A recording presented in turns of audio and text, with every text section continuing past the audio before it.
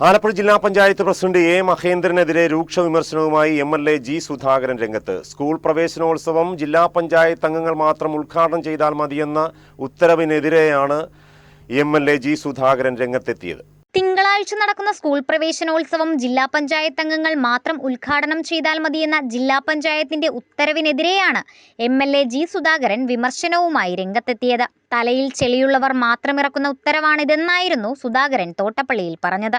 ജില്ലാ പഞ്ചായത്ത് പ്രസിഡന്റ് മഹേന്ദ്രന്റെ വിവരക്കേട് കൊണ്ടാണ് ഇതുണ്ടായതെന്നും സെക്രട്ടറിയെയും വെറുതെ വിടരുതെന്നും അദ്ദേഹം പറഞ്ഞു. തലയിൽ ചെളിയുള്ളവർ മാത്രം ഇറക്കുന്ന ഒരു സർക്കുലർ. കാരണം എല്ലാ പ്രവേശനോത്സവങ്ങളും ആ ഡിവിഷനിലെ ജില്ലാ പഞ്ചായത്ത് മെമ്പർ ഉദ്ഘാടനം ചെയ്യേണ്ടതാണ്. ഇന്ത്യൻ പ്രസിഡന്റിനേക്കാൾ മേലാണ് ഈ ഡിവിഷൻ മെമ്പർ. ഇന്ത്യയിലെ ഏറ്റവും വലിയ ആൾ ഇന്ത്യൻ, അതിന്റെ മുകളിലാണ് ഞാൻ. ഇന്ത്യൻ പ്രസിഡന്റിനെ കൊണ്ടുപോകാൻ തുടിക്കാൻ പാടില്ല. എംപിമാരെ അടുപ്പിക്കരുത്, എംഎൽഎമാരെ അടുപ്പിക്കരുത്, പഞ്ചായത്ത് പ്രസിഡന്റിനെ അടുപ്പിക്കരുത്, മെമ്പർമാരെ ജില്ലാ പഞ്ചായത്തോ അടുപ്പിക്കരുത്. പിന്നെ ജില്ലാ പഞ്ചായത്ത് മെമ്പർമാർ ഉദ്ഘാടനം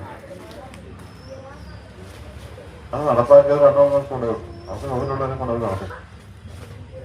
ഇങ്ങനത്തെ പറയാൻ യാതൊരു അധികാരവും ജില്ലാ പഞ്ചായത്തിനില്ല. അധികാരം എന്താണെന്ന് അറിയാതെ അധികാരം ദുർവിനിയോഗം ചെയ്തതല്ല, ഇല്ലാത്ത അധികാരം എടുത്ത് ഉപയോഗിക്കുകയാണ്. ആ സർക്കാർ പിൻവലിച്ച് ജനങ്ങളോട് ക്ഷമ പറയണമല്ലോ.